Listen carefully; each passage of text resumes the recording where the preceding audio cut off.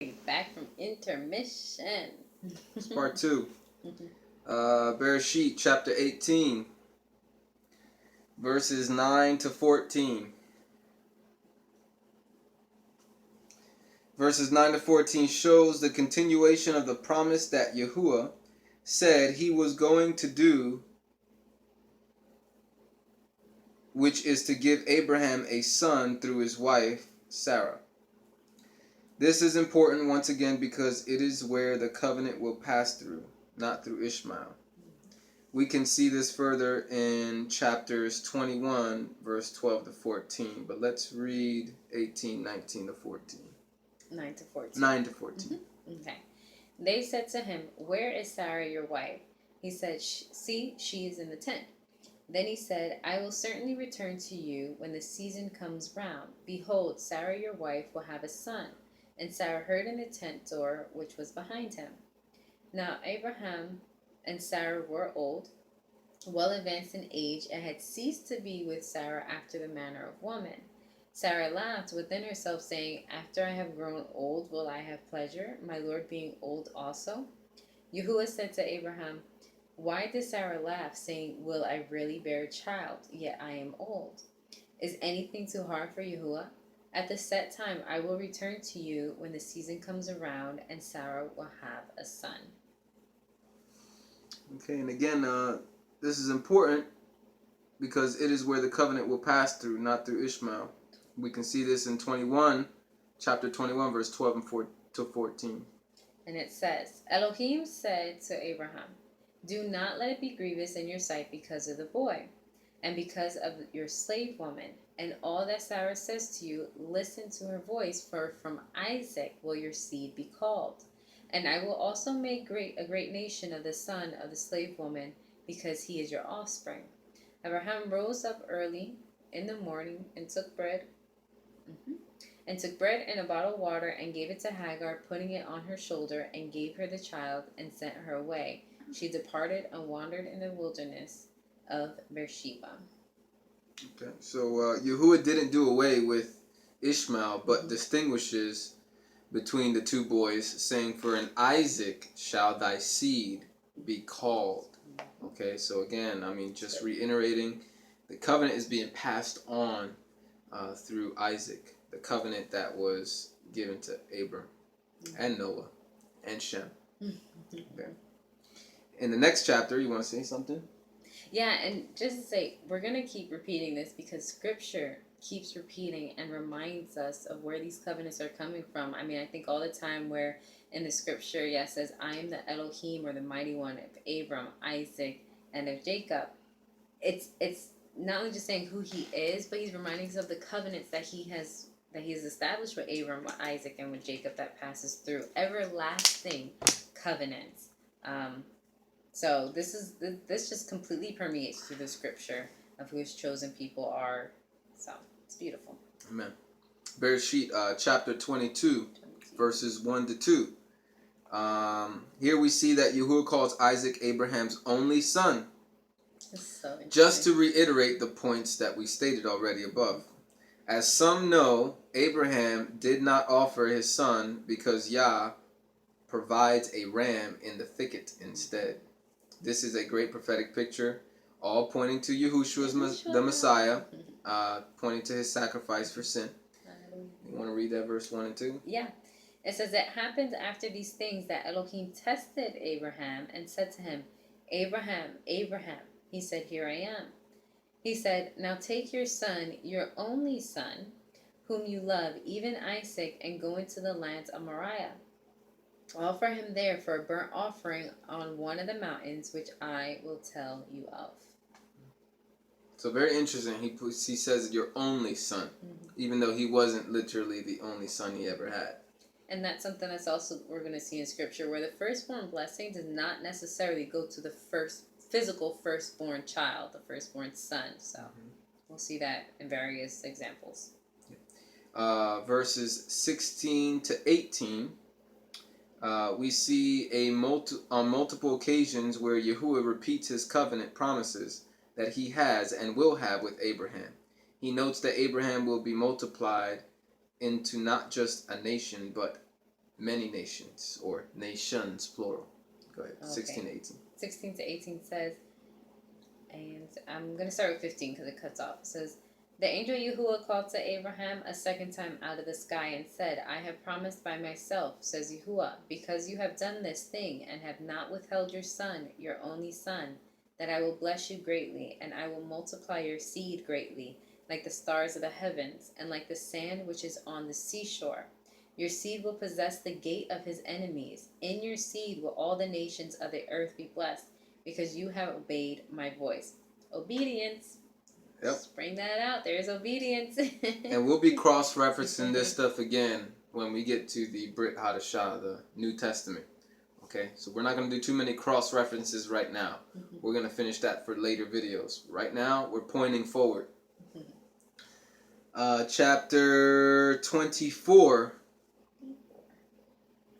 verse 60, Rebecca receives a blessing from her family. Let's read that. Which 60, 24, 60. Oh, let's go all the way down 60. Okay. And it says, they blessed Rebekah and said to her, our sister, may you be the mother of thousands, of 10,000s, and let your seed possess the gate of those who hate them. Okay. Let's continue with Isaac and how he prospers and is blessed by Yahuwah. Before Abraham passes away, he gives all that he has to who? Isaac. Chapter 25, verse 5. And it says, and Abram gave all that he had to his son Isaac. And after Abraham passes away, Yahuwah blesses Isaac. Bereshith 25:11. Oh, I'm just going to go back. Can I go back to verse 6? Okay, yep, go ahead. Real quick, but verse 6, because I like to see the comparison. Mm-hmm. So in Bereshith, Genesis 25, verse 5 and 6, it says, and Abram gave all that he had to his son Isaac, but to the sons of Abram's concubines, because he had other children, Abram gave gifts. He sent them away from Isaac, his son, while he yet lived eastward to the east country. So there's always this difference going on. He's setting apart. Isaac is the main picture. Okay, my dear. All right. And after Abraham passes away, Yahuwah blesses Isaac. Chapter 25, verse 11. 25:11.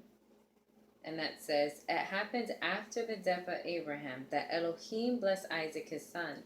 Isaac lived in Beer Lahai Roi. All right, so we'll fast forward and see that Isaac and Rebekah are having twins. Side note, usually firstborn gets the most prominent blessings, but we see that in some cases this is not Yahuwah's plan, and others get the major blessing. For example, Rebekah is told that she has two nations in her, and that the elder shall serve the younger. The scriptures below show this promises coming to play when Esau, the oldest, despises her birthright and hands it over to his younger brother for some stew. Chapter 25, verses 23. Mm-hmm. Just 23? Just read it, yeah. Okay. Yahuwah said to her, 2 nations are in your womb, 2 peoples will be separated from your body. The one people will be stronger than the other people. The elder will serve the younger. Here you go. The older brother is going to serve the younger. Mm-hmm. And verses 28 to 34. And it says, now Isaac loved Esau because he ate his venison. Rebekah loved Jacob. Jacob boiled stew. Esau came in from the field, and he was famished. Esau said to Jacob, please feed me with that same red stew, for I am famished. Therefore his name was called Edom. Jacob said, first, sell me your birthright. Esau said, behold, I'm about to die. What good is the birthright to me? Jacob said, promise to me first. He promised to him. He sold his birthright to Jacob. Jacob gave Esau bread and stew of lentils. He ate and drank, rose up, and went his way. So Esau despised his birthright. Esau sold his birthright. That's his fault. He was hungry. He felt like he was going to die. And Jacob was able to provide some food for his brother. And so he traded off his birthright. He must not have valued his birthright as much, in my opinion. Nonetheless, the point of the story is this birthright, these covenant promises are being passed on. And in this case, it's being passed on to Jacob. Chapter 26, verses 2 to 5, is another confirmation of the promised land being passed down. Verses 2 to 3. Go to one where we read 2 to 3. Yahuwah appeared to him and said, "Do not go down into Egypt. Live in the land I will tell you about. Sojourn in this land. I will be with you and will bless you. For to you and to your seed I will give all these lands, and I will establish the oath which I promised to Abram your father." See, very good. Keep going, 4 to 5. No, not yet. Okay. Verse 4 shows the multiplication of descendants or kingship and notes that all nations of the earth will be blessed.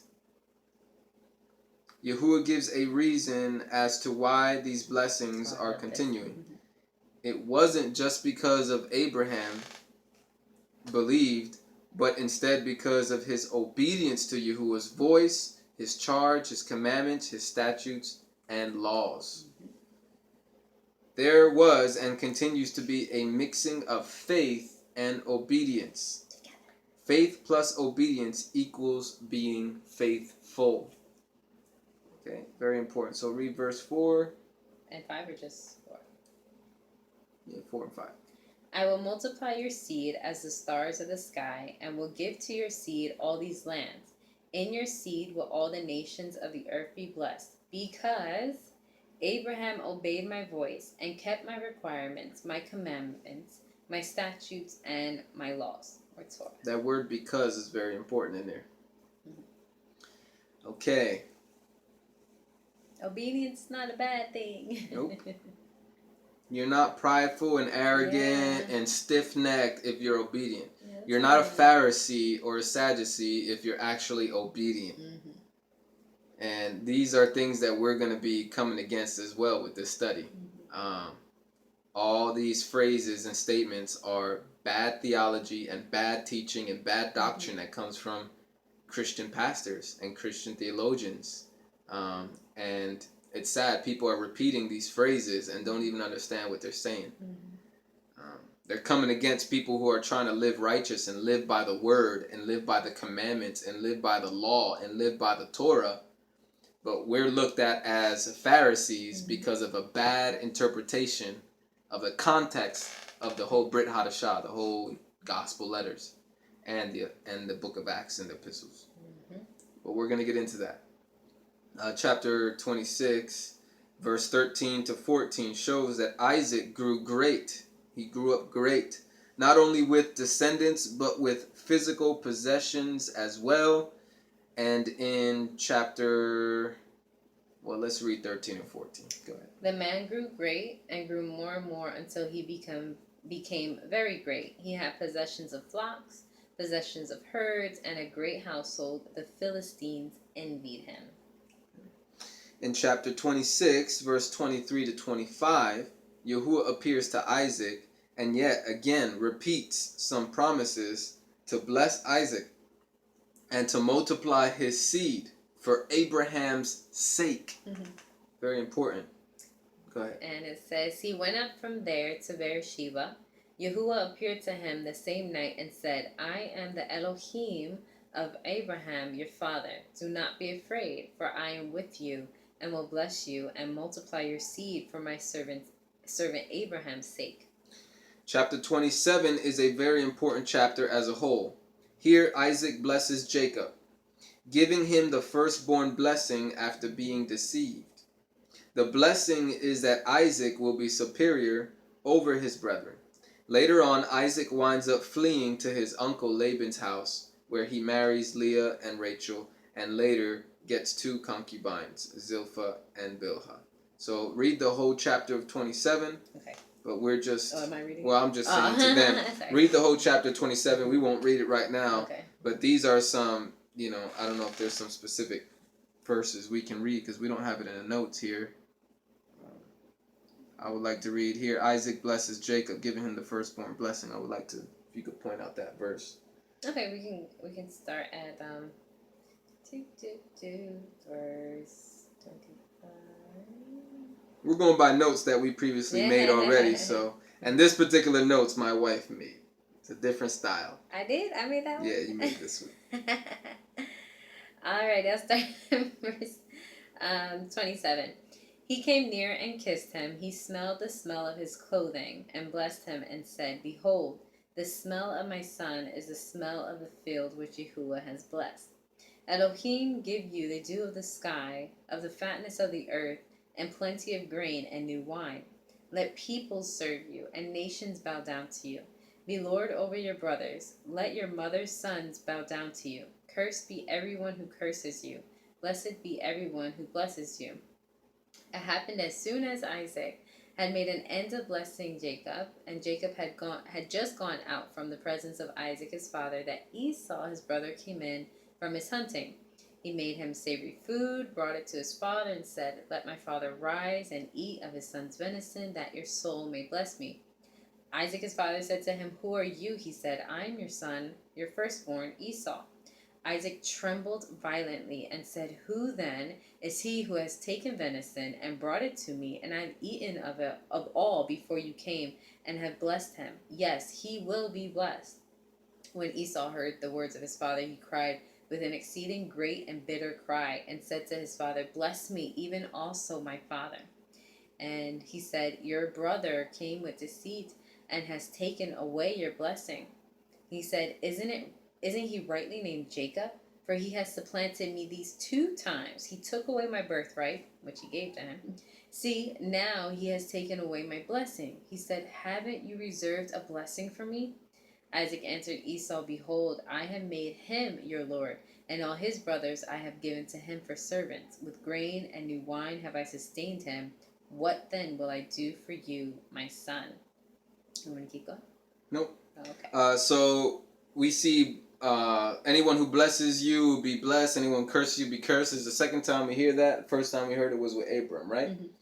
So here it's being passed on. Now they're talking about to Jacob. Okay? Anyone who curses Jacob will be cursed. Anyone who blesses Jacob will be blessed. Alright, now let's go to chapter 29. I have verse 27 to chapter 30, verse 24. So this is the birth record of Jacob's 11 sons.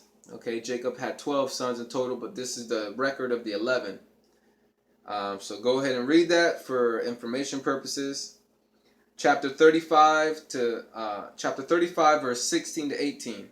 Here we see the birth of the 12th son. We see in the future how the covenant promises continued through these 12 children. Go ahead and read 16 to 18. Okay, and it says, They traveled from Bethel, and there was still some distance to come to Ephrath, and Rachel travailed. She had hard labor. When she was in hard labor, the midwife said to her, Do not be afraid, for now you will have another son. It happened as her soul was departing, for she died, that she named him Benoni, but his father named him Benjamin, or Benjamin. Okay. And we didn't touch on the Joseph story. Not yet. Going into Egypt. No, not yet. That's coming up.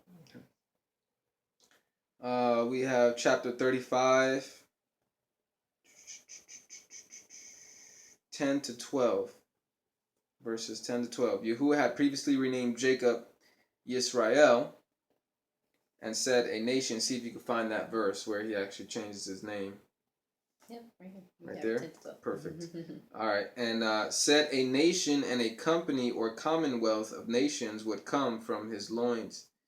And the land that he had promised to Abraham and Isaac, he would give to him, Jacob, Israel, and his seed after him. Go ahead and read that, 10 to 12. Elohim said to him, Your name is Jacob. Your name shall not be called Jacob anymore, but your name will be Israel. He named him Israel. Elohim said to him, I am El Shaddai. Be fruitful and multiply. A nation and a company of nations will be from you, and kings will come out of your body. The land which I gave to Abraham and Isaac, I will give it to you, and to your seed after you will I give the land. Chapters 48, 1 to 4. Israel, Jacob. And this is where it starts to get confusing now. It used to be confusing for me when I read the scriptures because Now Jacob's name is changed to Israel. So anytime we're reading scriptures in Psalms and Isaiah and we hear Israel or Jacob, we get confused of whether he's speaking to the man Jacob or if he's speaking to the 12 children, the 12 tribes of Israel. Yeah, so, but we're going to hopefully point that out for you and clarify it. Chapter 48, verse 1 to 4, Israel became sick and knew his time was short. So Joseph, Jacob's son, brought his two sons, Ephraim and Manasseh, to be blessed by him. Israel's strength. See, this is where we, I guess, skipped the story of Joseph. From chapter 35 to 48, we skipped a lot. Okay, so we can lay it out. Just lay it out. Essentially, Joseph was sold into slavery from his older brothers. And so now Joseph is in Egypt, and he becomes great in Egypt. I mean, he has many plights. He's thrown into jail, but he comes back out when Pharaoh has a dream, and Joseph is able to relay the dream that Yah is trying to state that you're going to have a famine. There's going to be a famine in the land, and it's going to be very severe. So Joseph is elevated to basically second in command, next one to Pharaoh. He has much wisdom that Yah has given to him as to how to be able to provide for the nation of Egypt as well as surrounding nations. So at this point, Joseph is in Egypt, and his brothers have all come to Egypt as well, along with Israel, his father. And when we're in Genesis 48, we're going to be hearing about the blessing in which Isaac is going to give to Jacob's son Manasseh and Ephraim. Yeah, also we'll see that being in Egypt, this is where they were able to escape that famine and multiply. They were able to live, have their own territory, their own part, the land of Goshen, and they were multiplying so fast, so rapidly. And again, that's starting to fulfill some prophecy. And you'll see that it scared the bad Pharaoh later on. Okay. So with that being said, a little backdrop there. Bereshith 48, verse 1 to 4. Israel became sick and knew his time was short. So Joseph, Jacob's son, brought his two sons, Ephraim and Manasseh, to be blessed by him. So he brought Ephraim and Manasseh to be blessed by their grandfather. And Israel strengthened himself on his bed and related how Yahuwah had appeared to him in Luz, in the land of Canaan, and the promises that were made to him. Israel then proclaimed that the two sons of Joseph were to be his. So he kind of spiritually adopted his grandchildren as his own personal sons and was passing on a special blessing to him. Again, this is stuff that's foreign to us. We don't know why this stuff is happening, why culturally they do this. But this is what they did. This is what the scripture says. This is the story that is being laid out. Covenants and promises and blessings and inheritances, all this stuff is passed on verbally. You know, and sometimes they're laying on the hands. In this case, it's laying on the hands. And that's just the way that it worked. Canaan and promised land that were made to him. Israel then proclaimed that the two sons of Joseph were to be his, as his own sons were, and that any other sons he may have afterwards would be his, Joseph's, and receive their inheritance through Ephraim and Manasseh. So yeah, go ahead, read 1 to 4. Alrighty, Bereshith 48. 1 to 4 says, It happened after these things that someone said to Joseph, Behold, your father is sick. He took with him his two sons, Manasseh and Ephraim. Someone told Jacob and said, Behold, your son Joseph comes to you. And Israel strengthened himself and sat on the bed.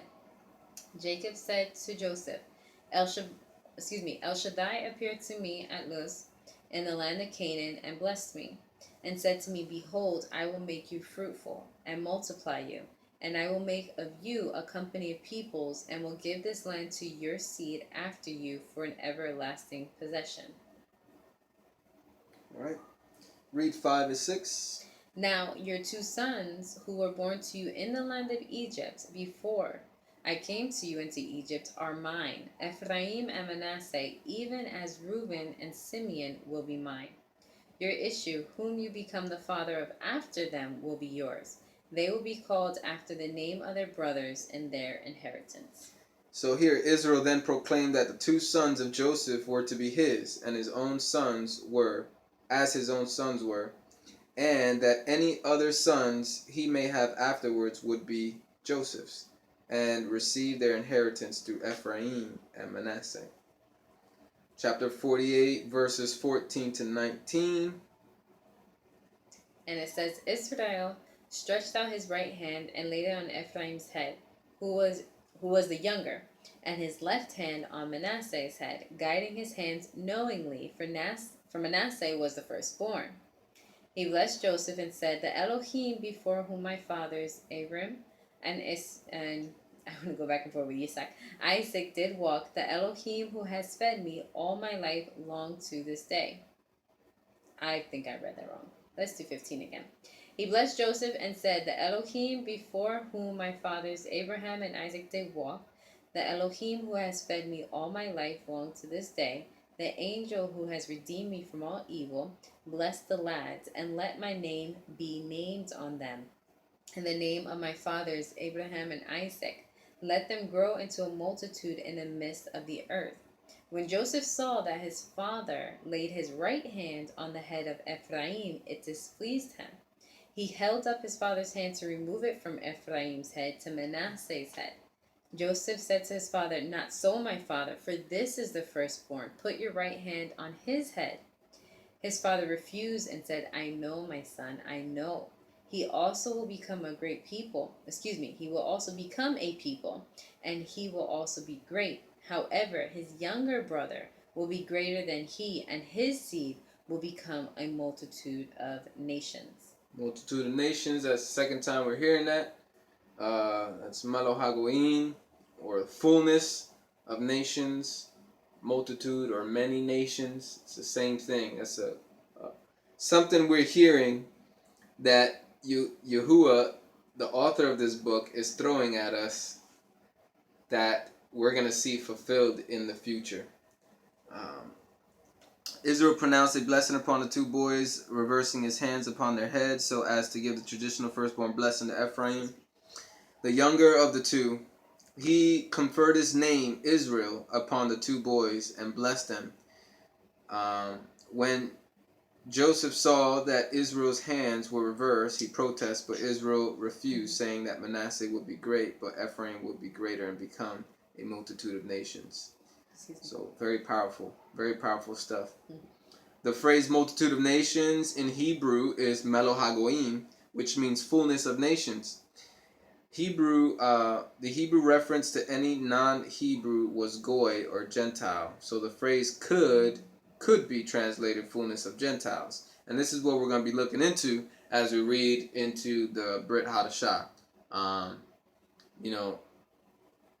Usually when, again, you got to read the context. When you're seeing nations, it's usually referring to people who are not people who are in a covenant relationship or descendants of Abraham, Isaac, and Jacob, who don't have a covenant relationship with the Creator Yahuwah. But some people were able to be grafted in. Gentiles, people who were not physical descendants, were able to be treated as Israelites and be grafted in. But we'll get into some of that in the future. It's always about context, because Goy just means nation. It's just a general nation, people, so it could be talking about Hebrews or non-Hebrews based on the context. Strong's number 4392 and 1471. You can look that up for your information. You have heard this phrase before in Romans 11:25. So now we're starting cross-reference. But we'll do this again in the future. But Romans 11:25. And it says, for I do not desire you to be ignorant, brothers, of this mystery.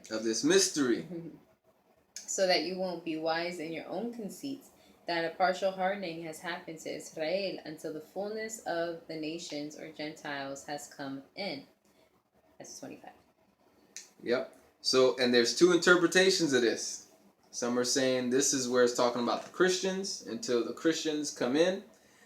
That's the interpretation that was taught in Christianity. The fullness of the Gentile was Christianity. But we're going to see another aspect of who these fullness of these Gentiles could be. Okay? Because notice, he just said it to Ephraim. You'll be the fullness of the nation. Mm-hmm. And before that, he says partial hardening has happened to Israel. Not a complete hardening. It was a partial hardening. That's a good catcher. Okay. Snap. Context in Romans. Oh, the context of chapter 11, by the way, Romans 11, is all about the grafting in to a tree. There's a good tree and there's a wild tree. And the whole context is about these Gentiles are being grafted into the natural tree, which is not natural for them. But there are some branches that are cut off of that tree that are made wild. So again, that is context. We're going to get into this. Mm-hmm. Very important. I'm not going to give it all right now. But if you want to read Romans 11, go ahead and read Romans 11, audience. The key verse is 26, where it states that all Israel shall be saved. This is the goal. This is the goal. Verse 26. Go ahead and read that. And it says, and so all Israel will be saved, even as it is written, there will come out of Zion the deliverer, and he will turn away ungodliness from Jacob. This is the goal. This is the 27? goal. I just want to say real quick, this is the goal. All Israel will be saved, as it is written. He's referring back to the Tanakh. He's pointing back and quoting from the Tanakh. And so he's bringing the whole chapter of 11 and summarizing it. Go ahead, 27. And 27 says, this is my covenant to them when I will take away their sins. Covenant. I mean, this is what we're studying. And how what covenant?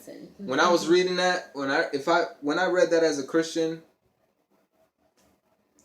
I didn't know what it was saying. You know what we're looking at. I'm thinking, this is my covenant to them. Oh yeah, it's the new covenant. Jesus Christ. It's the new covenant. It's the new covenant that Paul preaches. It's the new covenant that we're, honestly, I'll tell you, and look at my testimony on the videos, but I didn't come against the Torah. I never remember coming against the Torah. I never remember speaking against the law of Moses. I never remember having a debate with anyone against the law of Moses. Never. I don't remember that. So when I was reading that, I just didn't have full context of it. When I gave my life to the Messiah, I made a commitment to give my life to the Word. Although I wasn't fully committing myself to the Word as I should have, I wasn't reading it as I should have, I wasn't studying it as I should have, but I made a commitment to that Word. And if I was to see something that corrects my theology, I was always willing to correct it. And I'm still that way today. Praise God.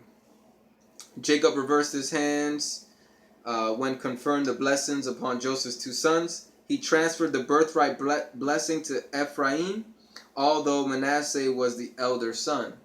Genesis 48, verse 19. Yahuwah calls Ephraim his firstborn.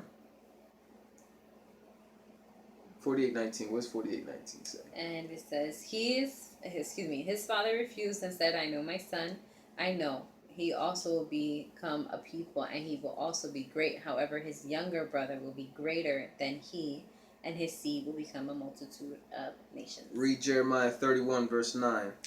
Jeremiah 31, verse 9. Oops, too far. And that one says, they shall come with weeping, and with petitions will I lead them. I will cause them to walk by rivers of waters, in a straight way in which they shall not stumble. For I am a father to Israel, and Ephraim is my firstborn. Ephraim is my firstborn. So here we start to see there's something important about this Ephraim covenant blessing handing off thing. It's pretty important. The name Ephraim in Hebrew means doubly fruitful. Fruitful, double, twice as much. The firstborn of man and beast belong to Yahuwah. Numbers 3, verse 13. and chapter 8, verse 17. Alright, 3 verse 13 says, For all the firstborn are mine. On the day that I struck down all the firstborn in the land of Egypt, I made set apart to me all the firstborn of Israel, both man and animal. They shall be mine, and I am Yahuwah. And Numbers 8. 8:17. And 8:17 says in Numbers, For all the firstborn among the children of Israel are mine, both man and animal. On the day that I struck all the firstborn in the land of Egypt, I sanctified them for myself. I got some notes here. We're kind of jumping ahead too quickly here, but I'll just read it. It was the firstborn of man and beast in Egypt who were slain by Yahuwah, except those who had put the blood of the spotless lamb upon their doorposts. In Exodus 4:22, Yahuwah calls Israel's firstborn. According to Hebrews 12:23, all believers are part of the general or worldwide assembly of firstborn ones by the blood of Messiah. Let's read Exodus 4:22. And it says, You shall tell Pharaoh, Thus says Yahuwah, Israel is my son, my firstborn. Hebrews chapter 12, verse 23. Hebrews 12:23. Yep. To the assembly of the firstborn who are enrolled in heaven, to Elohim, the judge of all, to the spirits of just men made perfect. Anyway, we're gonna get into all these later. I really don't like cross-referencing too quickly without getting context. So that concludes, I believe, 48, right? Genesis 48. Is that the last chapter? So that concludes Genesis. You didn't have anything from 49 or 50? Let me see. That was part 3. That was part 3? Okay. Yeah. Yeah, That's it. Cool beans. So that concludes our teaching for the first book. Bereshith. So go back and read it. Go back, read those scriptures. Pause the video anytime you want. And we'll see you for the next video we're going to be doing for Book of Exodus. Shemot.